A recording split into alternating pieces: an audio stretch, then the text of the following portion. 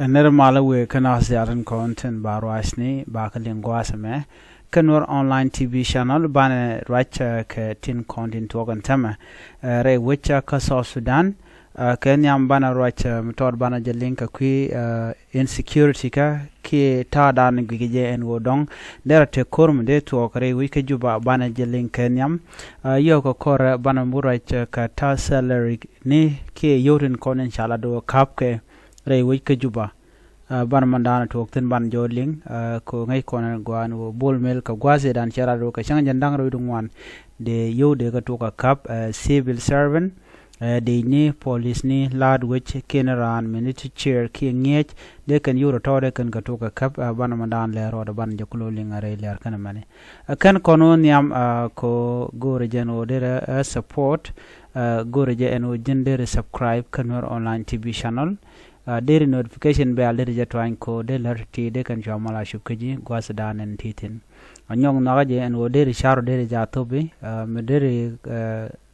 comment o kim deri laro deri jagor pin katung na ki katung lije gwasmo beje jeke ba jegneti ko ken bana raja dan le ro ke jen gwasme banje chulinga gwa melat kono gwasme regen wotu gre weche ka juba ka kor nini tinbe chaje bulwang ka kepchong ko entama kirma yadit yana kwara ayo dial shu mena jang kenten kon tin te kaspele mayo tin pin Dr. Yang Machar Nathan kon tin cha men chala da kirma yadit chaja kondem gwada che class te bom che Houston ka che civilian che ga nagre we kanasar ka wolang ka longochuk ka ko ba ke wi dial tin kon tin tin waratin ane tin la jang ki ding katin content chika condemn chala do shiken ga kep ki tigar dwelien ka tama kane de konan cha yena tama kane tin content la kwar jane ka spele mayo tin chunkel ka Dr. Yang Machar re winten content tigatin na me michi kira la den wale chane to chaka kep anyok be ajanga jeno en kan ne te content kwerde ni spele mayo ngoda yena ka ngoda kwara spele mayo men ka petroleum ke Minister of Petroleum potkang ngoda bangoda lwag yen ka tela toktel mishana lat na me mugor no be ajanga katin content lat karodian men be akulu ngajene entem kuma ayo jajo wich re wich ke juba late jo wich ano chigrodin realeka ko anytime kiena gwat en juba dera marantama ko dongde kordera tuok chigmen chialin karamadan la spokesperson dung SSPDF kado badan and chin security chatwa jere wich ke juba ke kujemo gurjen o dene dial kon ling ler gwad me de wirande te chunga ko ne me chala de dinin kondila de ni kirm yadit tin te pin kirm yadit ke de ni janden kontin met ke kirm yadit chikara jemo chikana lat en walle queen security government shaling talk cha talk men chero de lajene wa espele mayo de ni ken chirudin tiga long ke de ni SSPDF ke de ni SSPDF chirudin tiga long ke de ni espele mayo ka do ban shaling wasmen go ichi de ni SSPDF ichi korodian yot jok no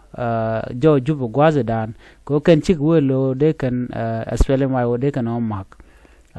chicken lat kan en de ni SSPDF no ko konin dangwana ti dial wa de inten kontila de ni Dr. Yang Machar wa kan dial chiguru de realeka lo cha ka lo jel ke long wakan en kujemo ki ka gade de nan tekaten ko kan teken ke gade jo wich na jo wich re wi ke juba wa cha de gujana bo very concerning akuma kirma yadit chicken gujano de kan restrict ko shina atika de jal ajena lingen ro cha ji Uganda cha deploy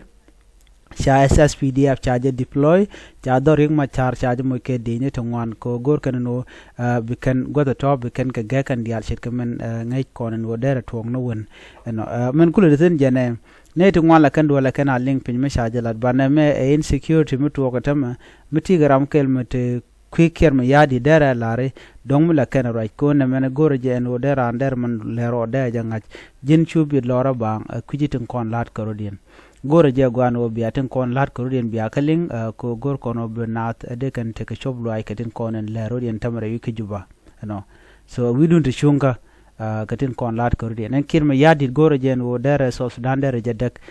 men yam man lat kiren tama jan me cha kwara yo cha ka kap chi me cha ka yeno no chi de nin kon la de ni SPLM mai chi kan ko de letter no men win mon tam right kone dier kan long ni te dolo ka disa baba tam nerin content malte pinje rai we ka South Sudan jo karo de nen go ne me mu wete chi kon mal kap cho tiaka na me bana mal bana jelat kam SPLM ayo kan kum kirma yadit tela mal bu to rai we ka South Sudan kon kirma yadit chamal le dane cha tan kerun kin dangre wal badak jen cha jadak lo tam tel mishal mal jen mi ka bane diala content la ji ayo kayena ka kwalu gujinu en point dakring ma cha te kene to lo ya list la de ne ka to goro de korba de kana to ka mi cha kan dakring ma cha kana kon luñ me ci kana tini kenya me shana ngaje ne ci kala no dungu de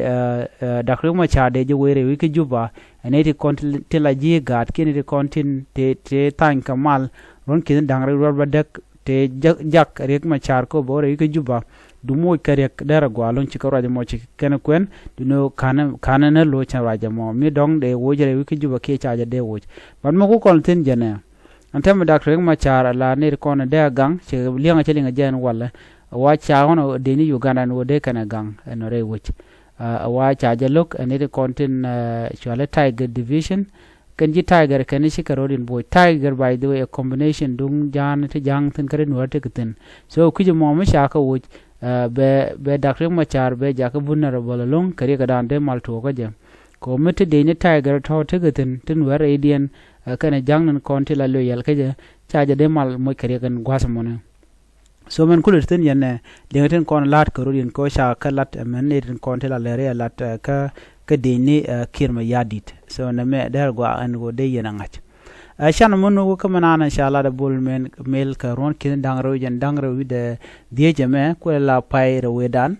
sela do ne me pai las let sela do ka shanga jan dangro wi do ngwan bene diare wi ka South Sudan ba ga jakko bi yo ken bi ken ga jek sela do te ka pet ngwan de chiwo de ka na ma kap ka yo ngai yana go an South Sudan chu na tin ke jin ku economy ka mi ci bol mel che ben wi ko am ci kirma yadi che je gujeno dong de credit de kama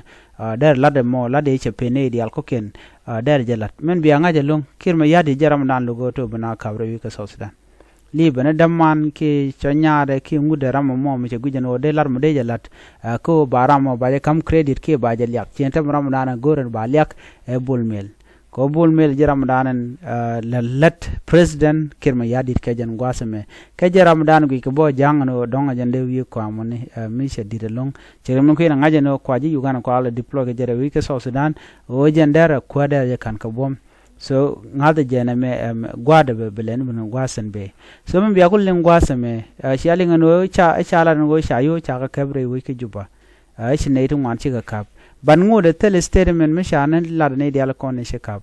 ngoda kan ngai kon South Sudan tam se te kamal mo rai kona tere ko ndo dande yude kep ko ngoda beje dum ku South Sudan ko te kamal ci ka tay dan la je ko keje me ngota pot kang ngot ke rara kan ke yen no tel kor mi ci tuok die je jende ku loto she promise de she kip barante mo rai kona ci wi rode je nyala ndo dande na jaga ja kep ko je kan kon ngach ko ne kon la civil servant la ci ke teacher ke ngej ne kon la police ne kon la deni anu dong bo mo ne jang ko den me bi dong jende ku jan mu te ka yuti je kam jang but kan ne no te ka ne yo ken ke wala ga chang jan dang ro ngwan ka pay dok ron kin dang ro wi jan dang ro wi de e chang men ci kan warga gorba warga state manager but tele me sha ne implement me sha nga je no sha yo cha ka kap ne tin content re wi ka South Sudan te me re wi ki juba especially re ki juba ku focus na ka do dan na survive ko je ko don mu ci korsha tok quick kon da to ne da to wa da to run da to molka en me cha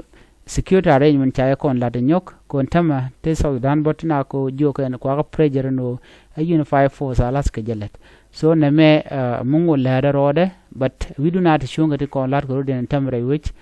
ke juba ko ko ga jen en wo dong de ko da to ten kuma spele mayo ci kan nga jore den wo ko ga target jetem gor ke jas spele mayo long re which ka juba kan video den ko ken ram members ka spele mayo ka ti ka long ke ti ka bom ke ti ke jin kwar bom mun ka jen wo jiran spele mayo gor ke jen wo ba ji jen man biya ko nga jene mo kor wo to balari mudir lo ngene content la JSPL mayo tin kon chayen den to gono de ga torture de ga nek de ga ledi enemy international community chika interfere ka mla ro mentama ko janana let kirma yadi de ko targen SPL mayo ko gorjen wo bakandial baka bejaj bad gone ni je bad gor ni je no be ban ni pon SPL mayo no so ne me janana gorde nyaga yekel nyaga jeni ko ken widuna ta chunga no janana gode nyaga yekel bye bye